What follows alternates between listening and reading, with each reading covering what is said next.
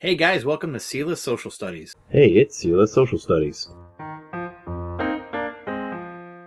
Okay, so today we're going to be covering the third and the largest call for independence from the 13 colonies. Quick review, we started off with the first, which was the smallest, the Mecklenburg Resolves out of Mecklenburg County, right around Charlotte, North Carolina. Then the bigger one than that was the Halifax Resolves. That was the one that was calling for independence from the colony of North Carolina, and they shipped that off to the Second Continental Congress in Philadelphia. Other colonies like Virginia used that to do their Declaration of Rights as well. And I said that the Halifax Resolves was used as a kind of blueprint for the third and largest, which is the Declaration of Independence. Now, the Declaration of Independence, written by Thomas Jefferson, he is the main author of the Declaration of Independence. Now, just because Thomas Jefferson wrote it does not mean that he wrote it and put a stamp on it and that it was official. You're talking about the Continental Congress. They all were like, Jefferson, you're the man to write this, you do it. So Jefferson writes the Declaration of Independence.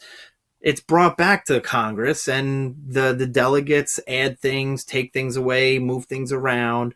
So it's not just Jefferson himself, but he is the main author of the Declaration of Independence. Now, what is the Declaration of Independence, and when was it, published and sent out there? Written around July 2nd, approved really July 2nd, but put out there and made official, ratified July 4th, 1776. That's why we celebrate our Independence Day on July 4th. Independence Day is showing homage to the Declaration of Independence, the day that the 13 colonies as a whole declared independence from British rule. Now, did that mean that because we signed this Declaration of Independence and put it out there that's it, we're independent?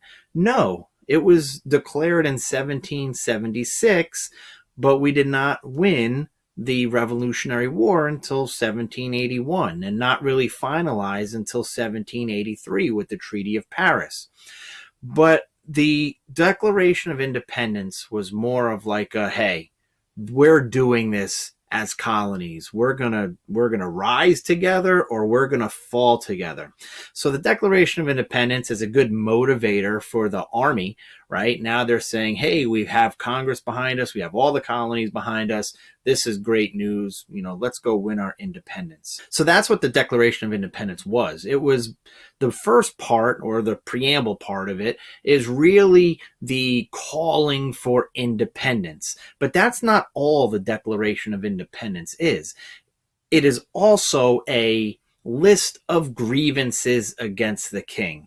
Basically, it's a note, right? It's a note to the king. It's a love letter to the king that says, hey, we are going to declare our independence from you because this is the way you treat us. That's kind of what it's like. So I have the Declaration of Independence pulled up on my screen here, and I'm just going to read you some parts of it, okay?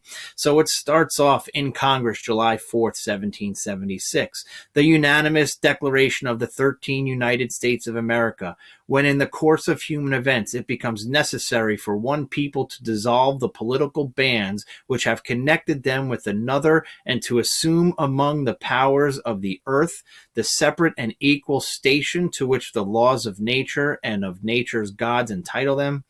A decent respect to the opinions of mankind requires that they should declare the causes which impel them to the separation. Then comes the second line. We hold these truths to be self-evident, that all men are created equal, that they are endowed by their Creator with certain unalienable rights, that among these are life, liberty, and the pursuit of happiness. That to secure these rights, governments are instituted among men, deriving their just powers from the consent of the governed. What is Thomas Jefferson saying there? Well, it's kind of tricky, right? all men are created equal. Do you think Thomas Jefferson meant all men? Who did he mean when he meant all men? Well, when you're Jefferson writing this, you're really thinking that it's rich, white, landowning dudes, because those are the guys who are making the rules. Those are the guys who are the delegates. Those are the people who are able to vote. Rich, white, landowning dudes. Does it say all men and women? No. Does it say all men and different races? No. Do you think Native Americans are included in this? Do you think slaves are included in this? Remember, Jefferson was a slave owner. So if all men were created equal, shouldn't that have included slaves? Okay, so that's one part of that. Now, the second part, deriving their just powers from the consent of the governed. What does that mean? Well, we are a popular sovereignty in this country. The power of the country derives from those who are governed, from the people, us. We are the ones who vote people into power. So that is a good part of here, of listening to the Declaration of Independence and what it actually means. And then he goes on to list a lot of grievances against the king, just a couple. He has refused to assent to laws to which more wholesome and necessary for the public good. He has obstructed the administration of justice. He has kept among us in the time of peace standing armies without the consent of legislatures, for quartering large bodies of armed troops among us. I mean, there's just a whole list of grievances. So the Declaration of Independence is our call for independence as the 13 colonies. However, it is also the list of grievances sent against the king himself, and gives him the reasons of why we want to break up. So that's what it is. It's a breakup letter.